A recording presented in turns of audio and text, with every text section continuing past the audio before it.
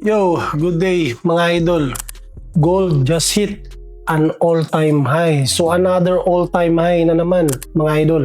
Habang tumitindi ang tensyon sa US and Venezuela, and investors are running for one thing. Mag-i-invest yan sila sa gold. Parang ang pinaka-logic dito mga idol, if yung mga investor is katulad niyan, merong nangyayaring tension sa US and Venezuela. So kapag magkakaroon ng tension or kapag natatakot yung investor natin, gold becomes the safe haven. Hindi siya hype mga idol, kundi logic ng market. Sa ganitong galaw, may opportunity.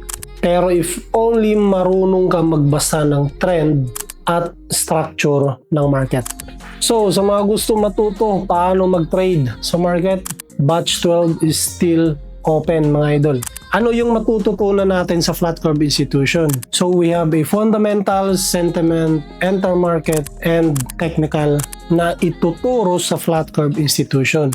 Okay, yung technical basis natin is from ICT and SMC. So sila yung pinaka-founder, but gumawa tayo ng sarili nating logic or narrative based on our understanding. So not totally na 100% sa kanila, but with their knowledge and knowledge natin, kinuna natin ng basis. So pinagsama-sama natin. Remove natin yung hindi effective, na-refine natin, and gumawa tayo ng sarili nating logic. Kumaga cause and effect mga idol.